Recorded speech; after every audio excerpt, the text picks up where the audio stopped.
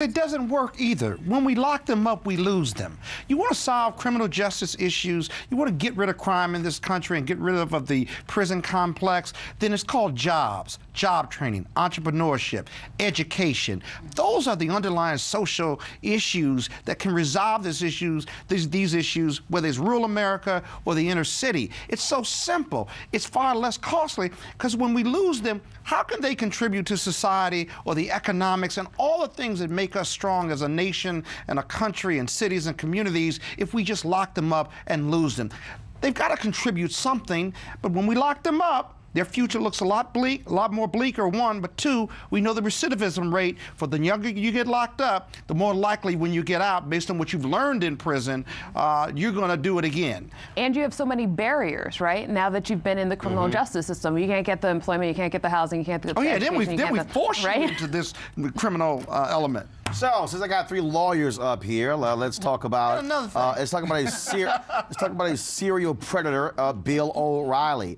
New York Times reported last week that the Fox News and Bill O'Reilly settled five lawsuits accusing him of sexual harassment, actually 4 sexual harassment, and one where he just viciously berated a female employee in the newsroom. The New York Times says $13 million had been paid out. One of the women, who was a producer on O'Reilly's show, who said she had recordings of O'Reilly calling her and sounding as if he was masturbating, settled for $9 million.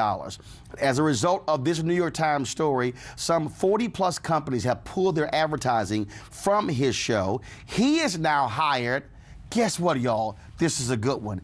He's now hired the attorney who defended Bill Clinton in the Monica Lewinsky scandal, the same President Bill Clinton who Bill O'Reilly trashed for his sexual indiscretions, because he's trying to now save his job on Fox News. And Fox has now hired the law firm that they previously hired to investigate the sexual harassment claims against Roger Ailes. All right, y'all, you're lawyers. Bill O'Reilly's got a problem. And because of the previous scandal, and now you have this being public, advertisers pulling out, he's going to be fighting to keep his job. Absolutely. You know what? This case will probably resolve itself. I mean, the political and the public appearance problem. Hold on. The appearance and the the appearance and the political problems are one thing, but the legal problems are another. And that is, are these cases pending? Will there be complaints or non-complaints? Well, first of all, according to Lisa Bloom, who represents one of the women who's accused him, other women have now come forward. You also have, again, Fox dealing with. They just fired their controller, who actually made all kind of racial comments against black folks there. They're still dealing with the aftermath of the Roger Ailes sexual harassment lawsuit. Now Julie Roginski, who's also a Fox News contributor, she is now filed sexual harassment claims against the current co-president of Fox News, Bill Shine. I mean, you're now dealing with a company that is having a network that is having a major issue. They thought they got past this when Ailes was booted out, Angelo. Now, with the New York Times story of 5 cases, 13 million, now it's a new problem. Yeah, and I think the other issue is, I mean, we saw very similar issues with the Trump administration. And one of the questions we have to ask ourselves is, how do places of employment, particularly with high-profile individuals, engage women they work with? That's really the undercurrent of this issue. Bill O'Reilly, of course, is the face of it, but this is something that we see sweeping across America, women facing discrimination, harassment in the workplace. What are we doing to address that? And we're not doing much. And then Gozy, what's crazy, Donald Trump is asked about this. This fool defends Bill O'Reilly. I don't think he did anything wrong. He's a good So guy. Are you aware of the actual claims that you actually read the lawsuits? Well, he does similar things. Well, I know. I was going to say, I'm like, maybe he's the wrong person to ask about this question, because, I mean, I think the question is, we have a culture of misogyny the same way we have a culture of racism. And when are we going to actually deal with it, right? When are we going to actually look this in the face? So Fox has some work to do, right? And looking in this face and actually showing that they can do something different. But we have this idea of impunity for some folks, and I don't know. It doesn't. But what companies that go through this crisis like we have right now is there is a money judgment in all of this. He's got the #1 show on cable, if not the #1 show. They pay him a lot of money.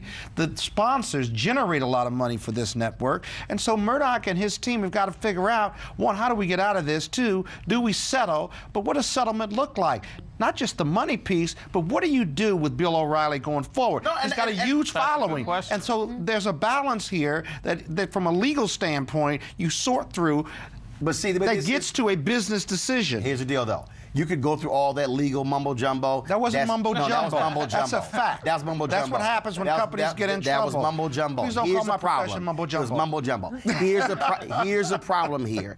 You now are dealing with this being so public, and this guy has a #1 show in the face of your network, and the problem here is that he also, with some of the complaints, that retaliated against women, prevented their rise in the network because they turned down his sexual advances. Now, the news of the settlement is one thing.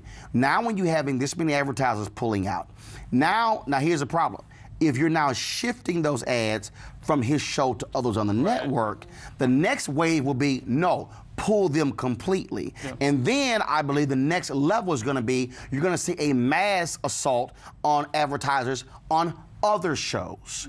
And then they can go after the cable subscribers. Because trust me, this thing is not going to just go away, because this is the same fool who attacked Ludacris because of his lyrics against women and got Pepsi to drop Ludacris as a sponsor. This is the same guy who writes books moralizing, talking about morals and values, and he is operating based upon these settlements as a sexual predator.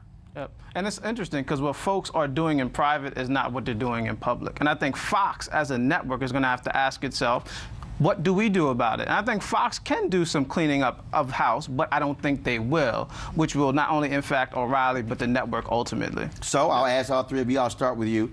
Does he survive?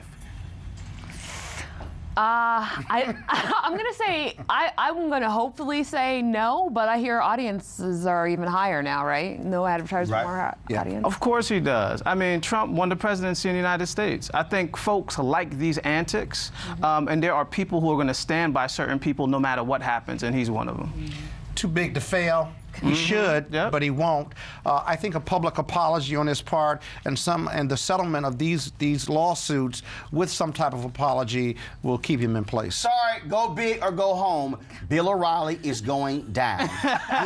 This is somebody who's had wrong. Does that mean I'm wrong? Yes, you are. This is somebody who's had the audacity, the unmitigated gall, to sit here and trash others for their behavior, and he cannot simply hide behind lawyers. No offense, and just simply say, well, you know, look, I'm a target. No, you don't settle a lawsuit, Bill O'Reilly, for $9 million, and there's not any fire there. Forget smoke, no actual fire. You didn't want those tapes released because we would actually be hearing your voice on those particular tapes. Anybody who settles for $9 million on a sexual harassment claim, yeah, player, you got busted. So I think the pressure is going to intensify. They go after the advertisers, and they'll target him, and this is not going to simply go away. The folks are going to be happy. And yes, all those old white viewers who keep watching Bill O'Reilly and love his sermonizing, it's not going to be gut check time for them as well. And so the pressure is now on. And so Fox News, y'all might want to buckle up,